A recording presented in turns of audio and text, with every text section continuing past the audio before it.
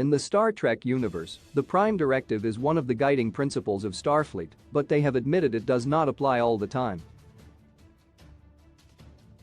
Every Starfleet officer takes an oath to uphold the directive, and to break it is to risk court-martial. But in Star Trek No. 1315, the Enterprise crew met an ancient race of spacefarers who had much a different outlook on the Prime Directive than Starfleet.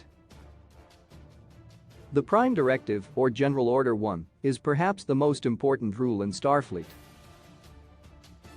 The directive states that no Starfleet or Federation official will interfere with the natural development of any non-aligned civilization. The directive's goal is to prevent cultural contamination. There have been numerous Star Trek episodes centered around someone breaking the Prime Directive, often with disastrous results. The Prime Directive sounds like a good idea in theory, but there have also been many Star Trek adventures that tested the directive's limits. The crew would find themselves in situations where violating the Prime Directive might have been the actual right thing to do, but it was not, for whatever reason. This ethical dilemma has sparked discussions among fans as well, and Star Trek comics have tackled the subject too. In 1990, writer Peter David, noted for his Trek comics and novels, was joined by fellow writer-actor Bill Mumy and artist Gordon Purcell to tell the story of the return of the worthy and used it to critique the Prime Directive. The Enterprise crew discovers a ship, hundreds of years old, on an uncharted planet. Boarding the ship, they discover a crew in stasis. After reviving the leader, the crew of the Enterprise learn they have met the worthy and are awestruck. Hundreds of years prior, the worthy traveled the galaxy, righting wrongs and exploring strange new worlds much like the Enterprise.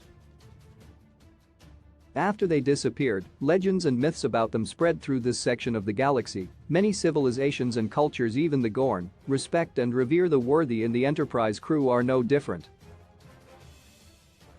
The worthy come to learn their homeworld was destroyed, and they ask why the Federation did nothing to help. Spock invokes the Prime Directive. The worthy call it a stupid rule. The worthy cannot believe Starfleet would let some planets destroy themselves rather than intervene and save them. Spock and Kirk have nothing to say. The story ends with the worthy taking off into the galaxy, ready to pick up where they left off hundreds of years ago.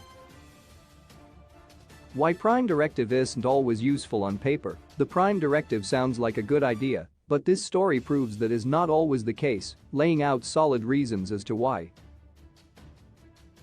While the Enterprise crew may idolize the worthy, the fact remains the worthy are from a different time and place, meaning they may not share the same values as the Federation and Starfleet, including the Prime Directive.